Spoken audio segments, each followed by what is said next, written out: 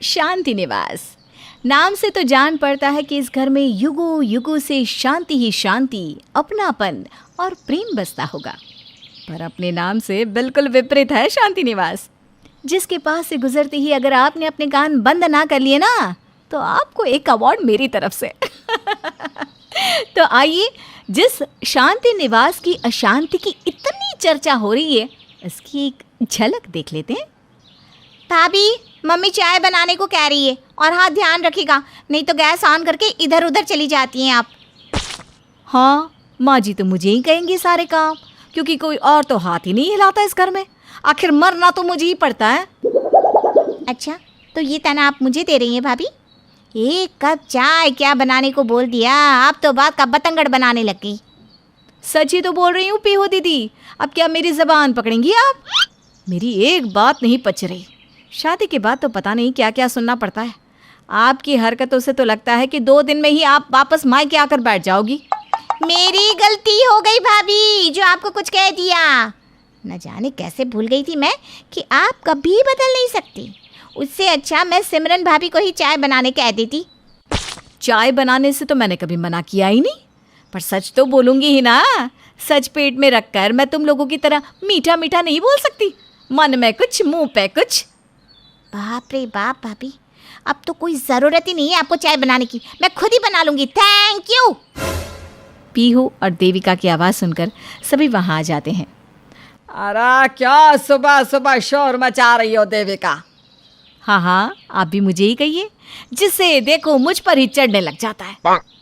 दीदी, पीहू तो बच्ची है, कुछ गलत बोल भी दिया तो आप तो समझदार है ना, बड़े होने का कायदा रखना चाहिए था ना आपको। माँ जी कहती है ना, बड़े को क्षमा और छोटे को शरारती सूट करता है। देविका गुस्से में अपने कमरे में चली जाती है। पता नहीं जेठानी जी को क्या हो गया है, इतनी सी बात में इतना झगड़ा करने की क्या ही ज़रूरत थी। खैर, मैं खाने की तैयारी कर लेती हूँ माँ जी, फिर हम सबको शॉपिंग पर भी तो जाना है। शाम के वक्त सभी तैयार होकर अपने अपने कमरे से निकलते हैं। अरे हमारी अशांति देवी कहाँ चली गई? भाभी भी आ जाएगी। ये क्या बात है मम्मी, अगर भाभी जाएगी तो फिर भाभी को ही ले जाओ, मैं नहीं आऊँगी। अरे बेटा, घर गृहस्थी में तो ये सब होता ही रहता है, भूल जा। और जा सिमरन, देविका को कह दे कि तैयार होकर आ जाए। आप लोग तैयार भी हो गए? किसी ने मुझे कुछ बोला भी नहीं। अब पीहू दीदी, मुझे माफ़ कर दीजिए, वो क्या है ना, मैं ज़रा चिढ़ गई थी और पता नहीं मैंने आपको क्या क्या बोल दिया। अपनी भाभी को माफ़ कर दीजिए ना।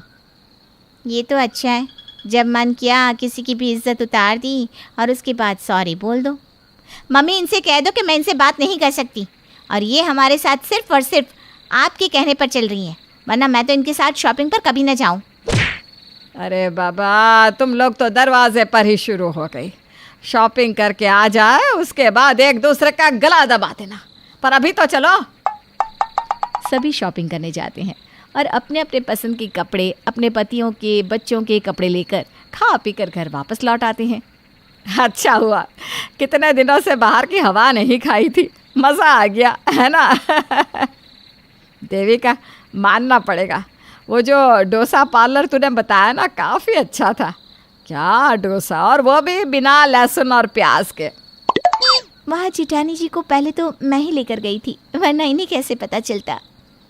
अच्छा, बड़ी अच्छी अच्छी जगह जाती है तू तो सिमरन बहू। सभी बातों में लगे होते हैं और पीहू अपने कपड़ों को अलग कर रही होती है। तभी पीहू की नज़र एक फटी हुई साड़ी पर पड़ती है। ये फटी हुई साड़ी कैसे आ गई? मेरी तो आंखें कमज़ोर है बहू, तुझे तो देखना चाहिए था। हाँ जेठानी जी, आपने ध्यान क्यों नहीं दिया?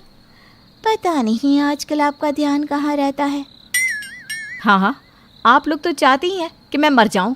इस घर में एक चूहा अगर बच्चा देकर चला जाए तो आप लोग तो यही कहेंगे कि देविका ने ही उसे बच्चा देने को कहा होगा। उसमें भी देविका की ही गलती है। साड़ी है सासू माँ की पसंद की, आप लोगों ने, तो गलती मेरी कैसे हो गई? और डोसा अच्छा तो तारीफ सिमरन की, वाह जी वाह। ध्यान ही नहीं रहता तुझे तो क्या बोले। अरे छोड़ दो, पता नहीं आजकल बिना बात के सबसे लड़ती रहती है यह। ये सब वहाँ बैठा विनीत देख रहा था। ये तो रोज़ का हो गया है पापा, देविका बहुत बदतमीजी करने लगी है। जो दिख रहा है वो है नहीं बेटा। मैंने देखा है देविका अपने हिसाब से सारे काम अच्छे से ही करती है, पर घर में कुछ भी गलत हो तो सब उसी को गुनहगार बता देते हैं, सब उसी को सलाह देते रहते हैं। पहले वो चुप रहती थी, पर अब उसका भी पर चढ़ गया है। ऐसा क्या पापा? इस प्रॉब्लम का निवारण मैं कल ही कर देता हूँ। अगली सुबह विनीत और संजू सबसे पहले उठ जाते हैं। हर सुबह इस घर में एक बात पर बहस होती है कि बाथरूम में झाड़ू कौन ज़मीन पर छोड़कर आ जाता है, तो आज ये भी पता चल जाएगा। अब तो बस देखता जा। विनीत बाथरूम में जाकर झाड़ू को टांग देता है। धीरे धीरे सब घर में उठते हैं और एक एक कर नहा कर आने लगते हैं। जैसे एक एक कर सब नहा कर आएंगे तो हर बार जाकर देखना कि झाड़ू टंगी हुई है या नहीं। सबसे पहले देविका नहा कर आती है और झाड़ू अपनी जगह पर ही टंगी रहती है। देविका ने तो झाड़ू को ज़मीन पर नहीं रखा। देविका के बाद पीहू नहाने जाती है और झाड़ू अपनी ही जगह पर होता है। फिर सिमरन नहाने जाती है और झाड़ू को ज़मीन पर रख कर बाहर आ जाती है।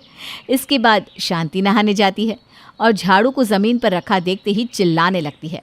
पूरा घर बाथरूम के बाहर इकट्ठा हो जाता है। रोज़ रोज़ बोलकर हार गई हूँ मैं। बाथरूम को साफ करने के बाद झाड़ू को वापस से अपनी जगह पर टांग दो, पर तुम लोग हो कि बस ज़मीन पर ही झाड़ू छोड़ देते हो। अभी मेरा पैर उलझ जाता और मैं नीचे गिर जाती। मैंने तो झाड़ू को टांगा था।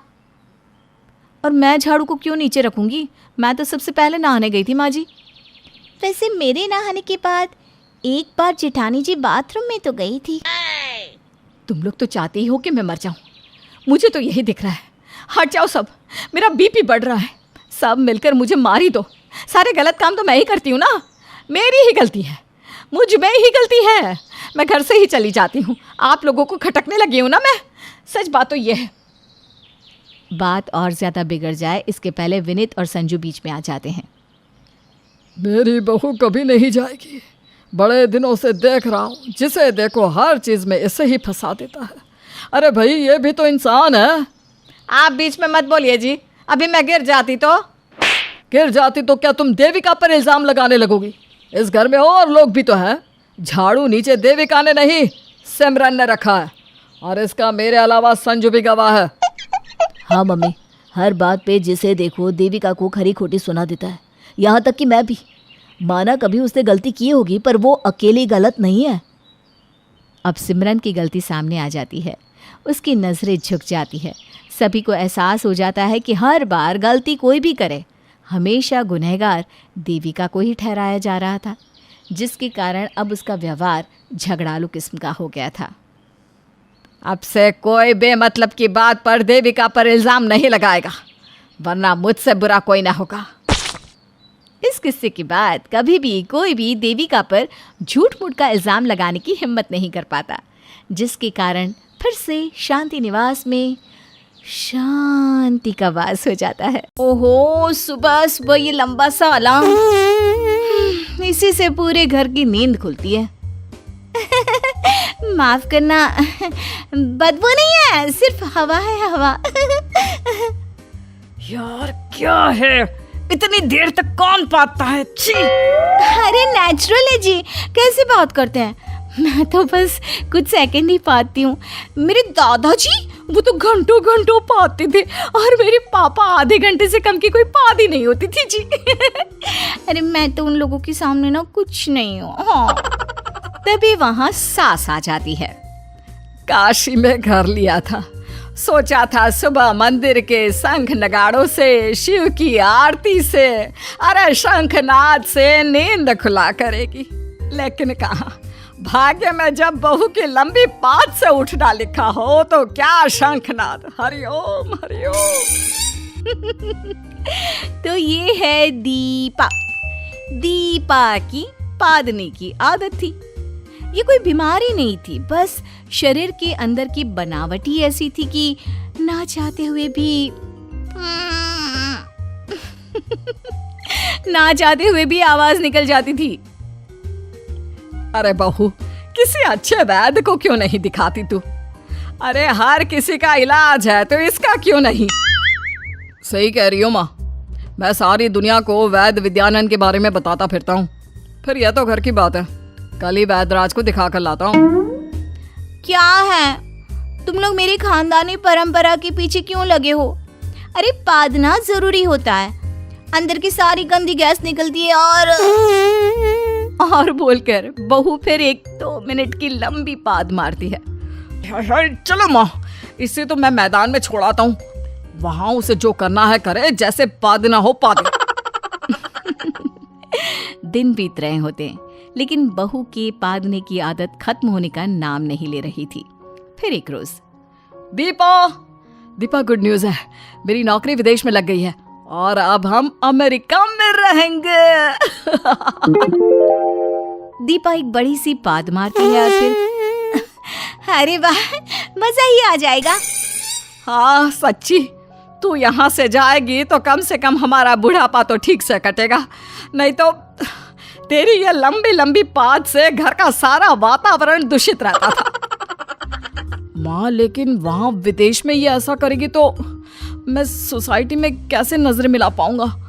अब एक काम करते हैं दीपा, तुम कुछ दिनों के लिए मायके चली जाओ, मैं पहले वहाँ सेटल हो जाऊं, घर देख लूं, फिर तुम्हें लेकर चलूंगा। दीपा परेशान हो जाती है। वो पति से गिड़गिड़ा कर कहती है, प्लीज ऐसा मत करो, ये मेरे हाथ में तो नहीं है ना। सुनो ना प्लीज, मुझे भी लेकर चलो। अरे मैं कैसे रहूंगी तुम्हारे बिना? देखो, या तो ये आदत छोड़ दो, नहीं तो अकेली रहो। मेरी नौकरी लग गई है विदेश में, मैं तो चला। अगर तुम्हें मेरे साथ आना है तो इस खानदानी परंपरा से छुटकारा लेना ही होगा, नहीं तो फिर कोई गोरी मैम देख लूंगा मैं। पति दीपा को छोड़कर चला जाता है। उसके जाने के बाद, देख दीपा, बेटे के कारण हम रोज रोज की तेरी लंबी लंबी बात बर्दाश्त कर रहे थे, लेकिन अब हमें तेरी कोई जरूरत नहीं है। निकल यहाँ से, और हाँ, सारा सामान ले जाना तेरा, एक रुमाल नहीं चाहिए हमें। वैसे भी अब तो हमारी गोरी बहू आएगी। कैसी बात कर रही है माँ जी? आप तो जानती है मैं रवि से कितना प्यार करती हूँ। हाँ तो करती होगी, मेरा बेटा है ही इतना हैंडसम कि कोई भी प्यार करे, लेकिन देख, वो तुझसे प्यार नहीं करता। सास दीपा को घर से निकाल देती है। वो मायके जाती है और उदास सी रहने लगती है। फिर एक रोज, अरे दीपा, इतनी ज्यादा गैस क्यों बनती है तुझे? तेरे पापा का तो मैंने इलाज करवा दिया है, तेरा भी करवा देती हूँ। माँ, मैंने सब करके देख लिया। वो वैद्यराज जी बोल रहे थे कि 1-2 साल में खुद ही बीमारी ठीक हो जाएगी, लेकिन हाँ, लेकिन तब तक तो तेरा घर बेघर ही गया ना। पर दीदी, आप परेशान ना हो, जो लोग आपकी बीमारी को ना समझे वो क्या आपका साथ देंगे? छोड़ो, जाने दो जीजू को। आप अपनी पढ़ाई पूरी करो, और भूल गई हो तो ये मेडल्स देखो जो आपने अपनी पढ़ाई से जीते हैं। दीपा पूरे घर में लगे उसके मेडल देखकर याद करती है कि कैसे वो पढ़ने में सबको मात दे देती थी, लेकिन रवि के प्यार में उसे सब कुछ छोड़ दिया था। फिर वो कमरे में जाती है। मेरी इकोनॉमिक्स की किताब, इकोनॉमिक्स मेरा फेवरेट सब्जेक्ट हुआ करता था। तो देर कैसी, फिर से शुरू कर दो पढ़ना, क्यों दीदी? दीपा की जिंदगी में जब कुछ नहीं होता तो वो धीरे धीरे पढ़ाई में दिमाग लगाती है। और फिर एक दिन, देख दीपा, तेरा रिजल्ट आ गया है, तूने तो पूरे इंडिया में टॉप किया है, देख तेरे फोटो पेपर में। देश को सच्ची एक अच्छी इकोनॉमिक्स की जरूरत है। तुम मंत्रालय में नौकरी के लिए क्यों नहीं ट्राई करती दीपा? सही कह रही हो माँ, वैसे भी नए टैलेंट की कद्र होती है और सरकार भी काफी सारी सहायता देती है। दीपा नौकरी के लिए अप्लाई करती है और उसकी नौकरी भी लग जाती है। इंटरव्यू के वक्त दीपा जैसे ही अंदर जाती है, वो जोर से बात देती है, छी छी छी, ये क्या? बीमारी है, ये बोलकर वो फिर से बात देती है। दूसरे सर कहते हैं, आप तो सिलेक्ट हो, लेकिन जब तक आपकी बीमारी ठीक नहीं होती आपको हमारे अमेरिका वाले ऑफिस में बैठना होगा। छी छी, जल्दी निकलिए बाहर यहाँ से, और बाहर से ऑफर लेटर भी ले लेना। दीपा बाहर जाती है। अमेरिका का नाम सुनकर उसे रवि की याद आ जाती है। काश मैं रवि को ये बात बता पाती, तभी वो फिर से पाती है। लेकिन वो मुझे क्यों अपनाएंगे? दीपा अमेरिका जाती है, जहाँ वो अच्छे से बड़े मकान में रहती है, लंबी सी कार में घूमती है और अच्छे से ऑफिस में काम करती है। एक रोज वो किसी दुकान में जाती है जहां उसे रवि काम करता दिखता है। रवि उसे देखकर उसके पास आता है। दीपा, तुम तो बिल्कुल फिरंगी लग रही हो। वैसे गोरी तो तुम भी कम नहीं थी। रवि, ये क्या हालत बना रखी है? और तुम यहाँ दुकान में क्यों नौकरी कर रहे हो? दीपा, मैंने तुम्हारे साथ गलत किया तो मेरे साथ भी गलत हुआ। मैंने जिस गोरी से शादी की वो मेरा सब कुछ लूट कर ले गई। मुझे रास्ते में मरने के लिए छोड़ दिया। मेरे पास तो घर वापस जाने के पैसे भी नहीं है, नौकरी भी छूट गई। दीपा रवि को अपने घर ले आती है। नौकर चाकर देखकर रवि चौंक जाता है। क्या बात है दीपा, तुम तो अंग्रेजों से गुलामी करवा रही हो। वैसे तुम यहाँ कैसे है और तुम्हारी बीमारी? यहाँ के लोग इंसान की बीमारी को समझते हैं और उसे ठीक होने तक का वक्त देते हैं। मैं भी यहाँ इसीलिए आई हूँ। और वो सारी बात रवि को बताती है। कल पाद का कंपटीशन भी है। मैंने भाग लिया है। जीतने वाले को सुना है बड़ा पैसा मिलेगा। रवि दीपा को सुन रहा था। तभी दीपा को जोर से पाद आ जाती है। रवि मुस्कुरा देता है। क्या बात है, अब तुम्हें घिन नहीं आ रही? अरे जिस बात से मैं लखपति बन जाऊं उसमें घिन कैसे? मुझे माफ कर दो दीपा। रवि, मैं तुम्हारी पूरी मदद करूंगी यहाँ रहने और फिर से सेटल होने में। लेकिन हर कहानी के अंत में माफ कर देना ही नहीं होता। तुम्हारे बुरे व्यवहार को तो मैं भूल भी जाऊं, लेकिन मेरे माँ, पिता और भाई ने जो परेशानी झेली उसे कैसे भूल जाऊं? तुम्हारा कमरा ऊपर है, गुड नाइट। ये बोलकर दीपा वहां से एक लंबी सी पाद मार के निकल जाती है। सीरत के बाल बचपन से ही सफेद थे। किसी बीमारी के कारणवश उसके बाल सफेद ही रहे। बचपन से सीरत गली, मोहल्ले, स्कूल और हर जगह से सिर्फ ताने ही सुनती, लेकिन कुछ नहीं कर पाती। वो एक टीचर होती है और स्कूल में पढ़ाते समय भी बच्चे उस पर हंसते और आसपास के लोग उसकी निंदा करते। सीरत की शादी की उम्र हो चुकी थी, लेकिन उसके सफ़ेद बालों की वजह से कोई भी उससे शादी करने के लिए तैयार नहीं होता, जिसकी वजह से उसकी माँ शारदा और पिता राम सिंह काफ़ी परेशान और चिंतित रहते हैं। पता नहीं क्या करे अब, मैं तो परेशान हो गई हूँ। अरे ऐसा क्या बिगाड़ा था जो मेरी ही बेटी के दामन में इतने सारे दुखों का डेरा जम गया। एक लड़का शादी करने के लिए तैयार नहीं हो रहा और जो हुआ वो दहेज मांग रहा है। मूर्ख नालायक लोग, किसी की मजबूरी का इतना बड़ा फायदा नहीं उठाना चाहिए।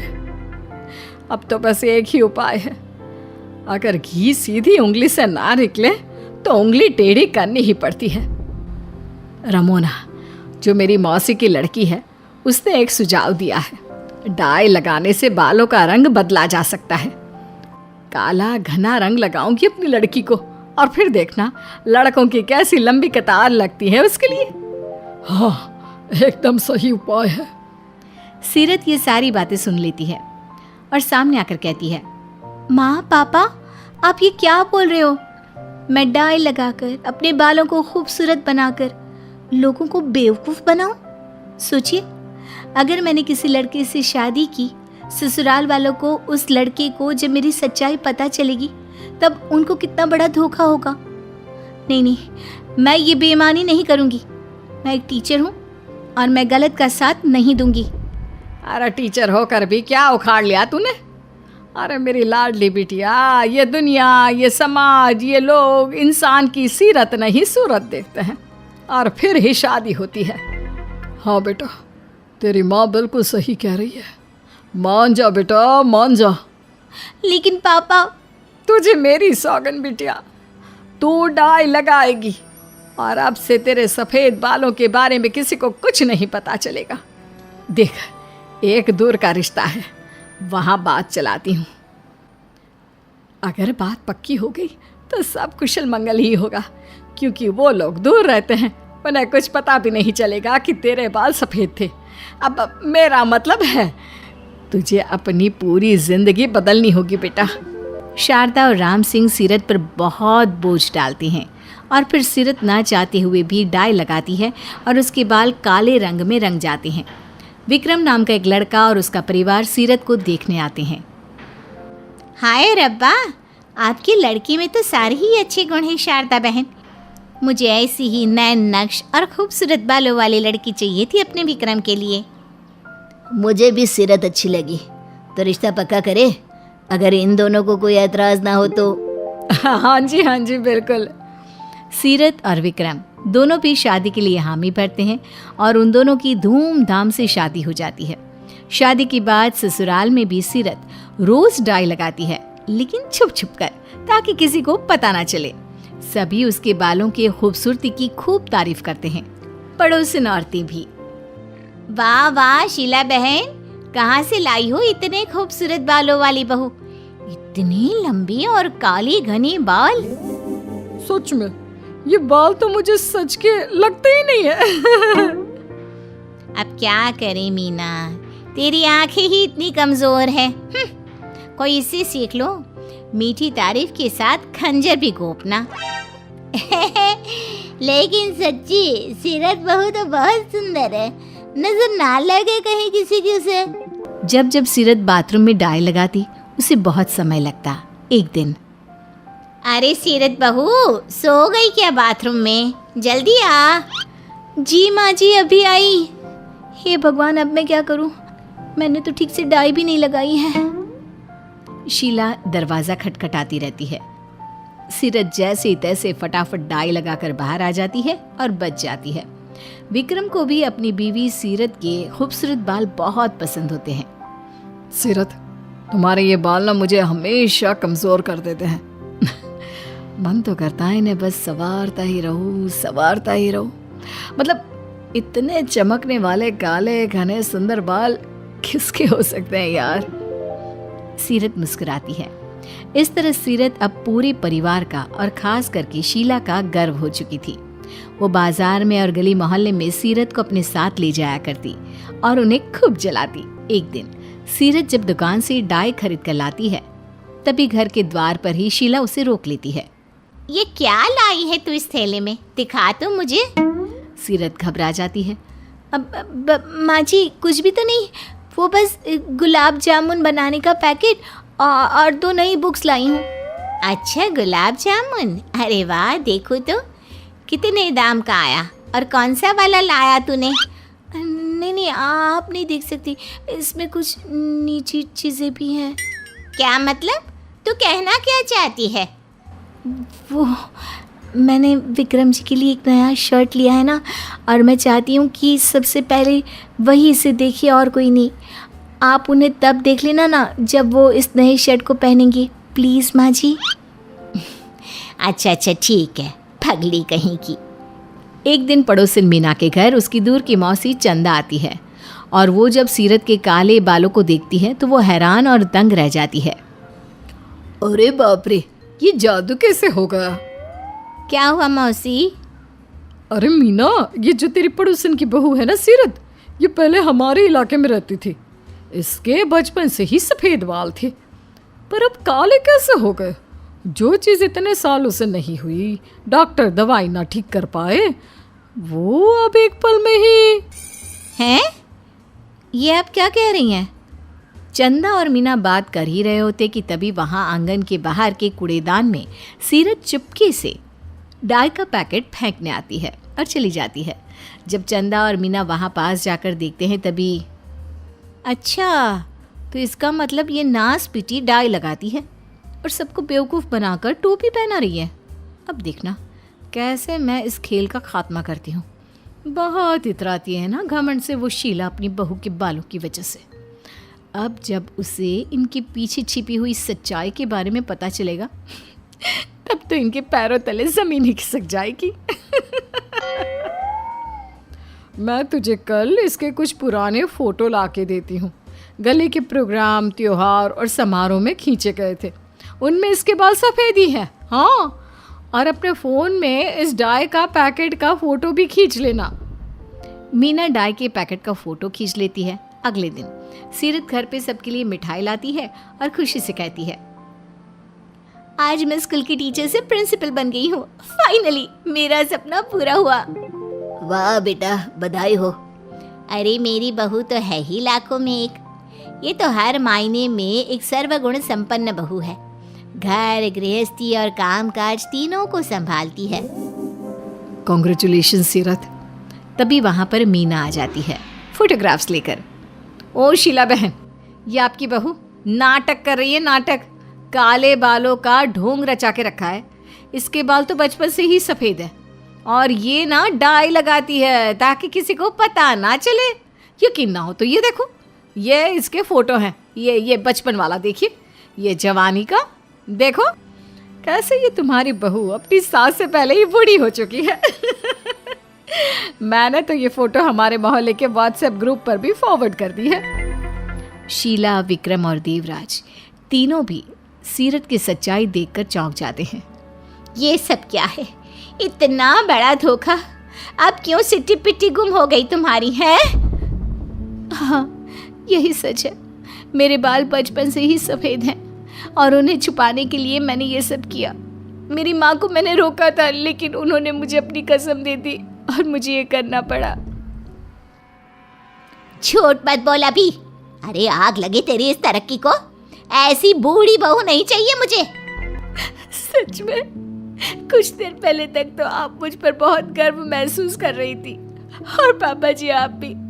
विक्रम, क्या तुम भी मेरी इस सच्चाई से मुझे छोड़ दोगे? तुमने तो मुझे सच्चा प्यार किया है।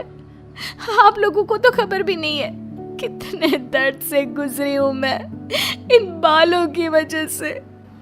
पूरा बचपन सिर्फ डिप्रेशन में ही बिता है मेरा। मुझे माफ कर दीजिए, मैं चली जाती हूँ आप लोगों से दूर। अगर आप लोगों को ये गवारा नहीं है तो कभी लौट कर नहीं आऊंगी।